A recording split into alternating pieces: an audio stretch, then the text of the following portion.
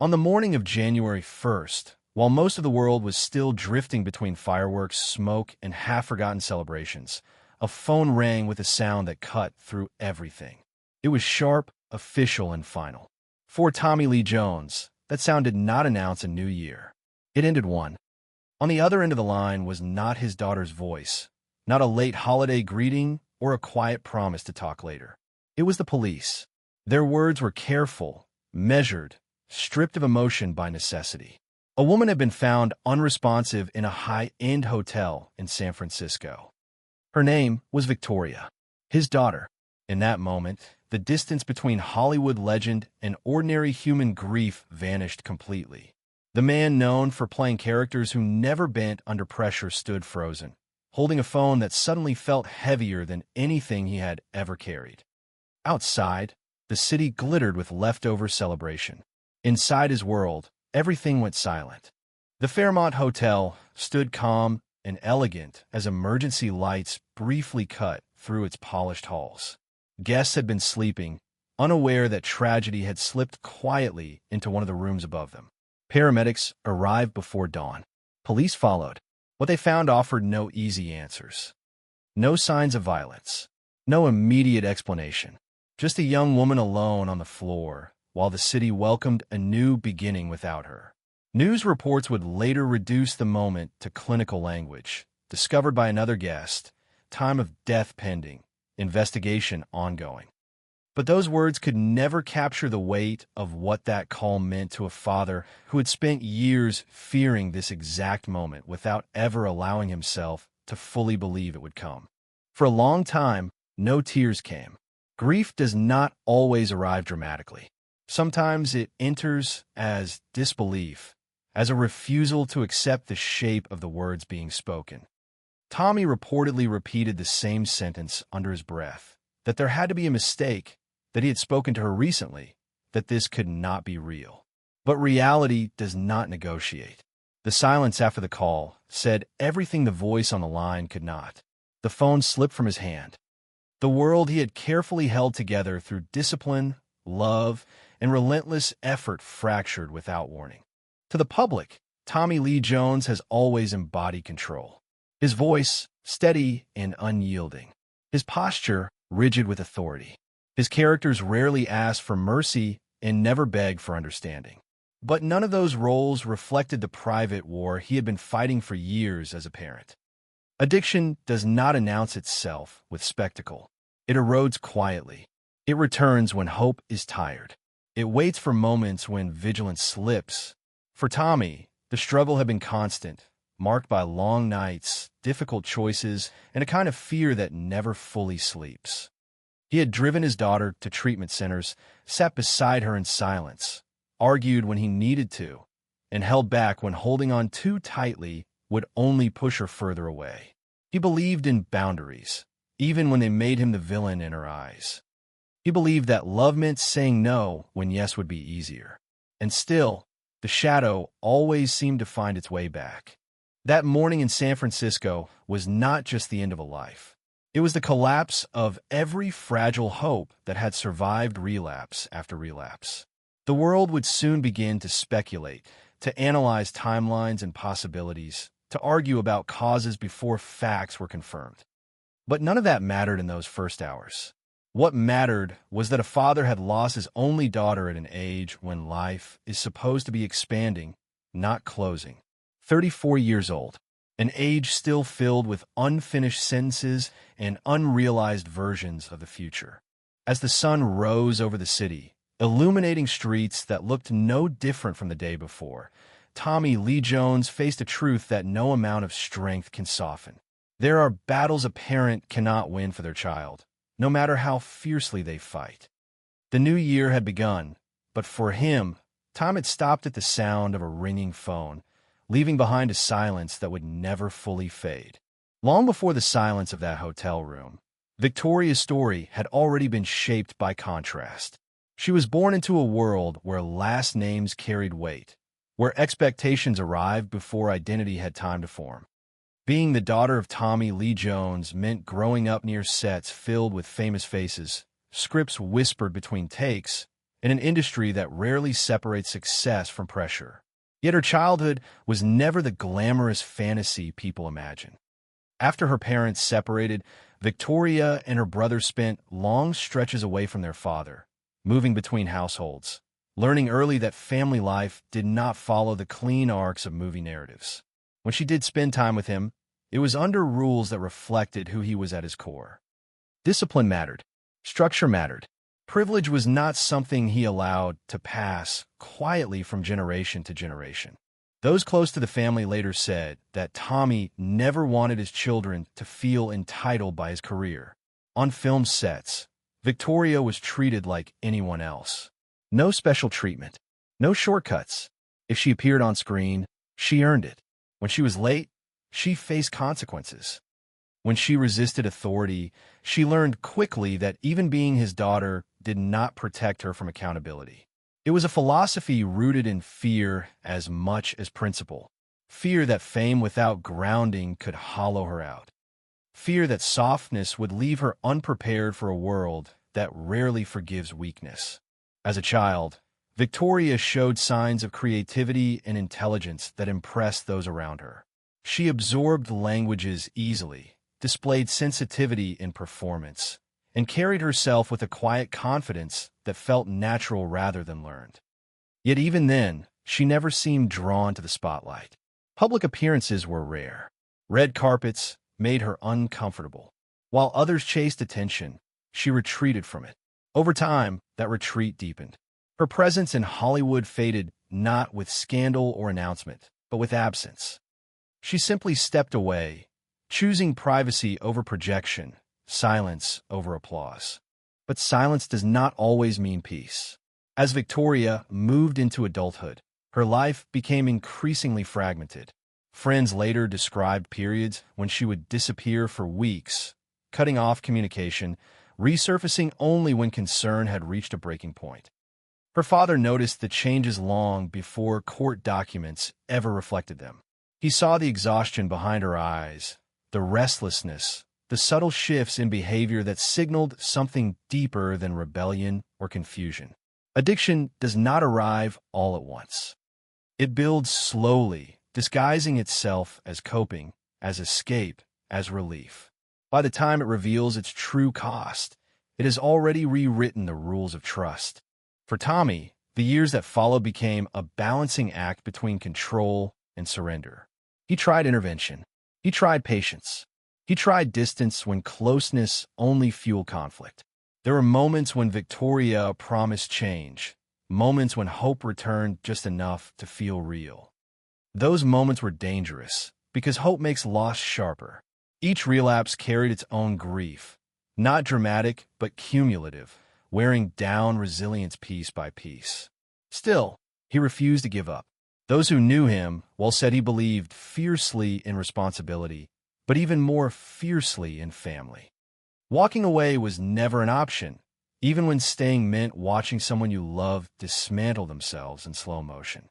By the time legal intervention became necessary, the situation had already reached a critical point. Medical professionals had expressed concern. Safety had become a question, not an assumption. When Tommy filed for conservatorship, it was not an act of control, but of desperation. Asking the state to step into your child's life is a kind of admission no parent wants to make. It means accepting that love alone cannot hold the line anymore. It means risking permanent damage to trust in exchange for a chance at survival.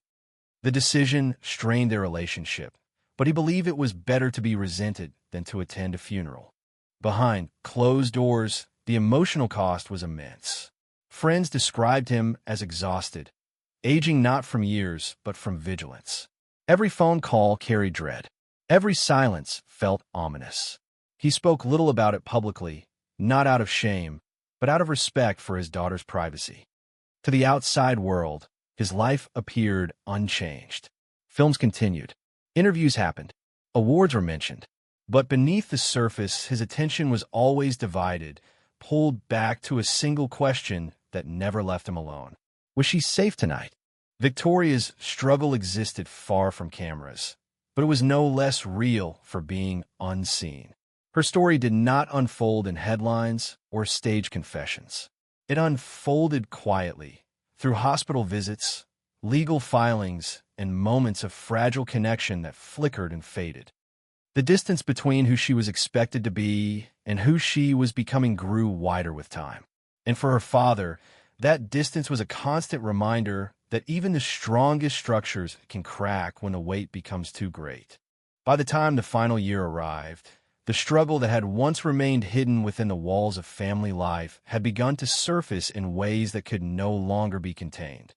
What had started as concern evolved in a crisis, not suddenly, but through a series of incidents that revealed how deeply Victoria's life had become entangled with instability. Each episode carried its own gravity, but together they formed a pattern that those closest to her recognized with growing fear. There were police visits that ended quietly, welfare checks triggered by worried calls, and moments when intervention arrived only after things had already slipped too far. None of these events made headlines at the time. They were recorded in reports, filed away, stripped of emotion, yet each one marked another step closer to a breaking point. In early 2025, authorities responded to a disturbance at a residence in Napa County. It was described as an argument that escalated quickly, fueled by substance use and emotional volatility. No serious injuries were reported, no lasting charges pursued, but the incident left behind something far more damaging than paperwork. It confirmed what many already feared. Victoria was losing control, not only of her health, but of her surroundings. Friends later said she often seemed disconnected from consequences, reacting in the moment without awareness of what followed. That loss of grounding frightened those who cared about her, because it meant reason could no longer reliably reach her. Weeks later, another call brought officers to a different location. This time, Victoria was reportedly detained during a welfare check, described as heavily under the influence and emotionally disoriented. She admitted to recent drug use. Charges were filed and later contested, but the legal outcome mattered less than the visible decline. Each arrest became another mirror reflecting a reality her father had been trying to prevent for years. For Tommy Lee Jones, these moments were not abstract problems. They were confirmations of his deepest fear, that the tools he had relied on, discipline, boundaries, intervention, were no longer enough to keep his daughter safe. Those close to the family described the months that followed as tense and exhausting. Victoria moved through cycles of resistance and remorse, anger and apology, defiance and vulnerability. She would promise to change, speak of starting over, and for brief stretches appear steady enough to make those promises believable. Those were the moments her father clung to, not because he was naive, but because hope was the only thing that kept despair from fully taking over. He understood addiction was not linear. Recovery bends, breaks, and restarts. But understanding something does not make it easier to endure. In May, another arrest followed, this time for public intoxication and resisting officers. It was a small incident in the eyes of the system, but to those watching closely, it signaled escalation. Public spaces replaced private ones. Control eroded further. The safety net grew thinner. And then came June, the moment many later described as the darkest turn. At a luxury resort, an argument reportedly escalated into allegations of domestic violence. Substance use was again cited. Victoria was taken into custody, denied the accusations, and released pending further proceedings. No conviction followed, but the emotional damage was already done. Those who had been holding onto cautious optimism felt it slip through their hands. For Tommy, this period forced a reckoning with a truth he had long avoided voicing aloud. He could intervene, but he could not decide for her. He could set limits, but he could not control outcomes. He could open every door, but he could not walk through it on her behalf. Friends recalled conversations where his voice carried exhaustion rather than anger. He no longer spoke of fixing things. He spoke of hoping she would choose to live. That shift in language mattered. It reflected a man who understood the limits of his power, even as he refused to stop trying. Publicly, he remained composed. Professionally, nothing appeared broken. But privately, the strain was relentless. Each late-night phone call carried the potential for catastrophe. Each unanswered message triggered dread. He lived in a state of constant readiness, bracing for news he never wanted to receive but felt increasingly inevitable. Yet even then, he did not surrender to fatalism. In interviews given months before the tragedy, he spoke carefully, acknowledging the difficulty without revealing details. His words carried cautious belief, shaped by experience but not yet defeated by it. As the year moved toward its end, those around Victoria noticed something unsettling. She became quieter, not calmer, but more withdrawn. Where chaos had once been visible, silence took its place. Silence can be deceptive. It often looks like improvement to those desperate for reassurance. But to those familiar with addiction, silence can signal isolation, a retreat inward where danger grows unchecked. It was during this time that Victoria traveled, staying in hotels, moving through spaces where anonymity offered both relief and risk. She was no longer anchored by routine or supervision. Freedom returned, but without stability to support it. Then came New Year's Eve, a night associated with celebration, reflection, and fragile resolutions. While millions counted down to midnight, surrounded by noise and company, Victoria was alone in a room overlooking a city that did not know her story. What happened in those final hours remains unclear. Investigators would later emphasize the absence of visible harm, the lack of immediate evidence pointing to criminal involvement. But absence does not equal understanding. It simply marks the beginning of questions. When she was found in the early hours of January 1st, the timeline froze. Every movement became a data point. Security cameras, keycard logs, witness statements. The machinery of investigation began its slow, methodical work. For the public, curiosity surged. For her father, the wait for answers became its own form of suffering. The past year replayed in his mind not as isolated incidents, but as a single, relentless progression toward a moment he had spent years trying to prevent. This was not a sudden tragedy. It was the culmination of a long battle fought mostly in private, marked by moments of hope that made the loss sharper, not softer. Victoria's final chapter did not begin in that hotel room. It began years earlier, with small fractures that widened over time, until even the strongest efforts could no longer hold them together. The impact of Victoria's death did not arrive all at once. It spread slowly, like a shock wave moving outward, touching every corner of the life she left behind. For her family, the hours after the discovery were consumed by formalities that felt cruelly detached from grief. Identification, notifications, paperwork, procedures that required calm voices and clear answers at a time when neither felt possible. For Tommy Lee Jones, these moments carried a particular weight. He had spent his life mastering control, learning how to stay composed when the world demanded answers. Now, that skill offered no protection.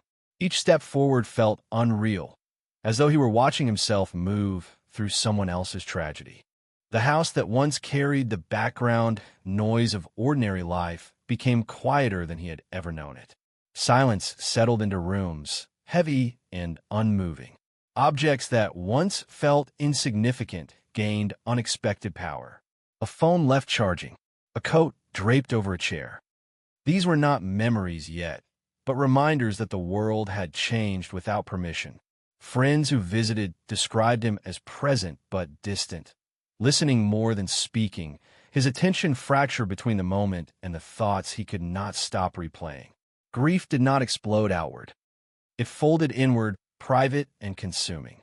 Public reaction arrived quickly, and with it, a sense of intrusion that compounded the loss. Headlines reduced a life to a sequence of events. Comment sections filled with speculation, sympathy, and judgment, often indistinguishable from one another. Statements from authorities emphasized caution, the absence of obvious criminal indicators, the need for patience while toxicology results were pending. These words were meant to calm, but they also left space for interpretation, and interpretation quickly became noise. For the family, this attention felt unbearable. They released a brief message expressing gratitude for support and requesting privacy, knowing full well how fragile that request would be. The emotional toll extended beyond immediate grief. There was guilt, sharp and persistent, asking questions that had no answers. Could something have been done differently? Could timing have changed the outcome? Was there a moment that mattered more than it seemed at the time? These questions do not fade easily. They replay in quiet hours, reshaping memory until even acts of love feel inadequate in retrospect. For a parent, this internal reckoning can be relentless. Loving fiercely does not erase the sense of failure that grief insists on assigning. Professionally, the consequences were subtle but profound. Projects paused. Appearances were postponed without explanation. To the outside world, this absence was temporary, understandable. To him, it marked a separation between the man he had been and the man he was becoming. Work had always provided structure, a way to focus energy outward. Without it, the days stretched unevenly, defined less by schedule and more by endurance.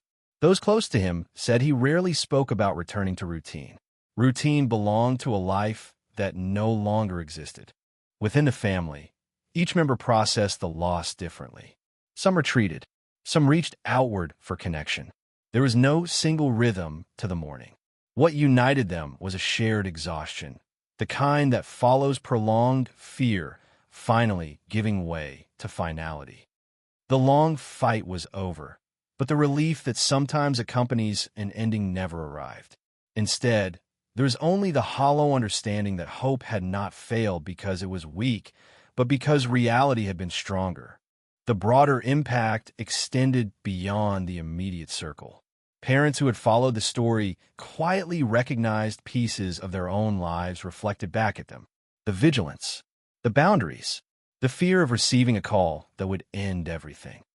For them, this tragedy did not feel distant or celebrity-driven. It felt intimate. It reinforced a truth many already knew but rarely discussed openly. That love does not guarantee safety. That effort does not always equal outcome. That sometimes doing everything right still leads to loss.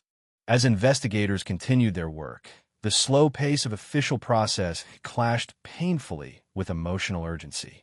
Weeks can pass before toxicology results provide clarity. Each delay keeps wounds open, suspending grief between what is known and what remains uncertain. For the family, waiting became another form of endurance. Not knowing how or why did not change what had happened, but it mattered deeply nonetheless. Truth offers dignity.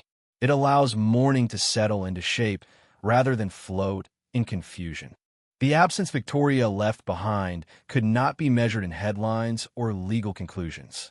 It lived in small disruptions, in conversations that stopped mid-sentence, in plans that would never be revisited, in the knowledge that a voice would no longer answer when called. These are the consequences that rarely appear in reports but define the real aftermath of loss. They reshape identity, forcing those left behind to rebuild without the person they had been orienting themselves around.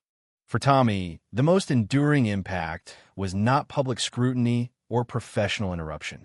It was the quiet understanding that the role he valued above all others, that of a father trying to protect his child, had reached its limit. Not through lack of effort, but through forces no amount of will could overcome. Accepting that truth is not resignation. It is grief learning to breathe. Away from court records and police statements, there existed another layer of Victoria's life that few ever saw, a quieter landscape shaped by moments that never became evidence or headlines. These were the hours that unfolded in kitchens late at night, in parked cars with engines turned off, in rooms where words were spoken softly because raising a voice felt like surrender. People close to the family later described Victoria as deeply sensitive, someone who felt things intensely but struggled to explain why. She could be thoughtful and warm, quick to notice details others overlooked, yet easily overwhelmed by emotional weight she did not know how to set down. That contradiction defined many of her private relationships. Those who spent time with her spoke of long conversations that drifted between hope and exhaustion. She would talk about starting over, about wanting a life that felt lighter, less complicated, more her own. At times, she sounded convinced she was ready. At other times, she seemed unsure whether she even believed change was possible.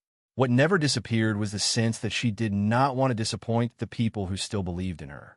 That pressure, subtle but constant, sometimes became a burden rather than a source of strength. For Tommy Lee Jones, these quiet moments mattered more than any public milestone. Friends recalled him describing evenings spent sitting beside his daughter without trying to fix anything, simply staying present when conversation stalled. He understood that lectures no longer worked, that authority had its limits. Presence was all he had left to offer. He listened more than he spoke, choosing patience over confrontation, even when fear tempted him toward control. In those moments, the discipline he was known for softened into something gentler, more fragile. There were nights when Victoria would call unexpectedly, her voice calm but distant, as if she were already halfway gone somewhere he could not follow. He learned to read the pauses between her words, to recognize when silence carried more meaning than speech. Sometimes he asked direct questions. Sometimes he let the conversation end without resolution, knowing that pushing too hard might close the door entirely. These were the calculations no parent prepares for, decisions made without certainty, guided only by instinct and love. People who encountered Victoria during her quieter periods often described her as almost invisible by choice. She avoided attention, dressed simply, moved through spaces without drawing notice. There was relief in anonymity. In those moments, she was not someone's daughter, not a name attached to expectations, just a person trying to exist without being watched. Yet anonymity also meant isolation. Without anchors, days blurred together. Routines slipped. Support became sporadic. The distance between intention and action widened. One acquaintance later recalled an afternoon spent walking with her along a quiet street, where she spoke candidly about feeling tired of being strong. Not physically tired, but emotionally worn down by the effort of holding herself together. She did not dramatize her struggle. She spoke plainly, almost clinically, as if describing weather rather than pain. That tone unsettled those listening, because it suggested resignation rather than resistance. It was not a cry for help. It was an admission of fatigue.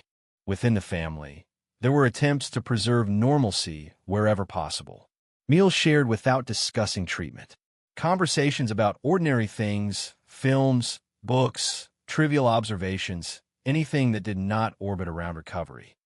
These moments were fragile, easily disrupted by a shift in mood or an unspoken tension.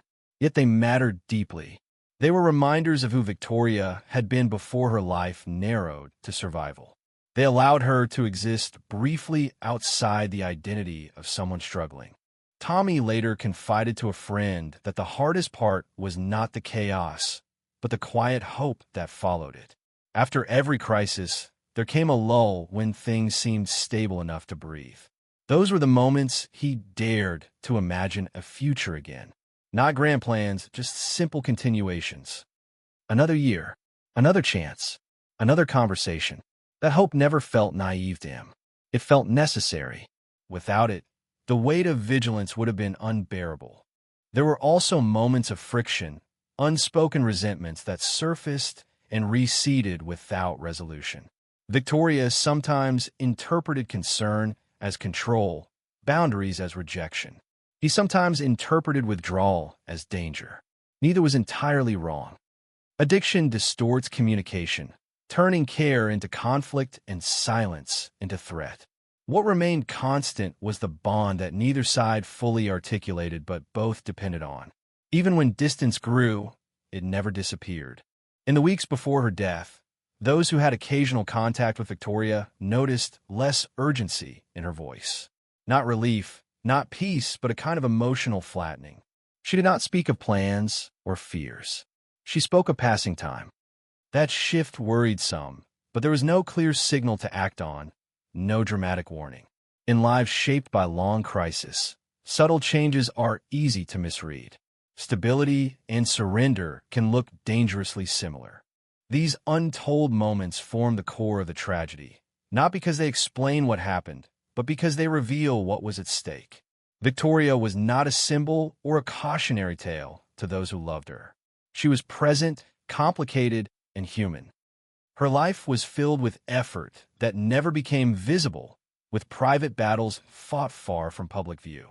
When she was lost, it was not only the end of struggle, but the disappearance of countless small moments that had held meaning for someone who never stopped trying to understand her. When the noise began to fade and the immediate shock softened into something heavier, what remained was not explanation but reflection. Loss has a way of rearranging priorities, stripping away everything that once felt urgent until only the essential questions remain. For Tommy Lee Jones, the meaning of his life's work shifted in quiet ways. Awards, acclaim, and legacy had once been measures of achievement, markers of a career built on discipline and endurance. Now, those markers felt distant, almost irrelevant, beside the singular role that had come to define him in ways no script ever could. Being a father was no longer an act of responsibility, but a memory shaped by effort, fear, and unwavering commitment. In the days following the tragedy, those closest to him noticed a change not in what he said, but in how he listened. Conversations slowed. Responses came after longer pauses. It was as if he were weighing each word against something internal, measuring its value before letting it exist. Grief had not made him fragile in the way people often imagine. It made him precise, less willing to fill silence with noise, more aware of the cost of saying the wrong thing, even to himself. Victoria's absence reframed the idea of legacy entirely. Her life had not unfolded in the public way as had, yet its impact proved no less profound. Legacy, he came to understand, is not built only through visible success or enduring fame. It is shaped by the quiet attempts to protect someone, by the willingness to stay present even when outcomes cannot be controlled. It lives in effort rather than result. That realization did not ease the pain, but it gave it context, a place to exist without consuming everything else. There was also the question that lingered beneath every reflection, unspoken but persistent. What does it mean to leave something behind when the person you hope to pass it to is gone? For many parents, legacy is imagined as continuity, values carried forward, lessons lived out by the next generation. When that chain breaks, the sense of purpose attached to it can fracture as well. Rebuilding that sense does not happen quickly. It requires accepting that influence does not always follow the paths we expect, that love given is not wasted simply because it does not produce the ending we wanted. In private moments, he returned to memories that had nothing to do with crisis or struggle. Small scenes surfaced unexpectedly. Victoria laughing at something unimportant. Her quiet focus when absorbed in a task. The way she listened when others spoke. These memories did not demand interpretation. They existed as proof of presence, of a life that contained more than its final chapter. Holding on to them became an act of preservation, a way to keep her whole rather than defined by loss. The broader meaning of the tragedy extended beyond one family. It highlighted a truth that often remains uncomfortable to confront. That strength, even when practiced with consistency and care, does not guarantee protection from harm. That discipline cannot always outpace illness. That love does not function as a cure, even when it is abundant and sincere. These truths are not failures of character or effort. They are realities of being human in a world where control is limited and outcomes are never assured. For those who observed quietly, the story carried a lesson without instruction. It did not offer solutions or clear warnings. It simply revealed the complexity of caring for someone whose struggle resists resolution. It showed how easily judgment can replace understanding when context is missing. And it underscored the importance of compassion that does not depend on success. compassion that remains present even when the ending is painful. As time moved forward, the shape of grief began to change. It did not lessen, but became more familiar, less sharp at the edges. Living alongside, it required adjustment rather than resistance. There were days when the weight felt manageable, and others when it returned without warning. Accepting that rhythm became part of survival. Grief, like addiction, is not linear. It does not move cleanly from beginning to end.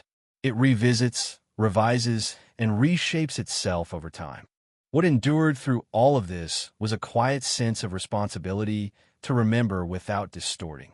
To speak of Victoria not as a symbol, but as a person whose life mattered regardless of its struggles. To honor effort even when outcomes were tragic. In that commitment, a different kind of legacy emerged, one rooted not in public recognition, but in honesty and restraint. In the end, what remains is not the unanswered questions or the slow machinery of official conclusions, but the space left behind by a life that can no longer speak for itself. Time moves forward because it must, yet certain moments refuse to fade, lingering quietly beneath everyday routines. For Tommy Lee Jones, the world did not stop after the loss of his daughter, but it changed in ways that could never be reversed. Grief settled into his days not as a dramatic force, but as a constant presence, shaping decisions, tempering reactions, reminding him that some experiences alter the meaning of everything that follows. There is a temptation, when a story reaches its end, to search for resolution, to label it, explain it, or reduce it to a lesson that feels manageable. But some losses resist that impulse. They do not exist to instruct or to warn. They exist simply because they happened, leaving those who remain to carry forward what cannot be fixed. Victoria's story does not close neatly. It does not offer comfort through certainty. It leaves behind fragments of understanding rather than conclusions. What can be said, with clarity, is that her life mattered beyond the circumstances of its ending. It mattered in the relationships she shaped, in the moments she shared, and in the quiet ways she affected those who knew her. Reducing her to a cautionary tale would erase the complexity that defined her existence. She was not only someone who struggled. She was someone who tried, who connected, who existed fully even when stability escaped her grasp. For her father, remembrance became an act of balance, holding on to love without allowing regret to dominate memory, acknowledging pain without letting it overwrite everything that came before. This balance is not achieved once and maintained forever. It is negotiated daily, sometimes hourly, as new reminders surface without warning. A familiar place, a phrase overheard, a moment that echoes something lost.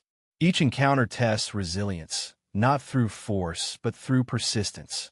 As the public conversation gradually quieted, attention shifted elsewhere, as it always does. But grief does not follow news cycles. It continues privately, unseen, long after interest fades. That private continuation is where the real work exists. Learning how to live with absence rather than against it. Learning how to allow joy without guilt. Learning how to speak a name without feeling the ground shift beneath you. The larger meaning of this story does not demand action from strangers, only awareness. An understanding that struggles often unfold silently, without spectacle, and that outcomes are not always proportional to effort. It asks for empathy that does not depend on proximity or familiarity. Empathy that recognizes that behind public identities are lives shaped by vulnerability as much as strength. In remembering Victoria, the most respectful act is restraint. Letting her be known as a person rather than a problem.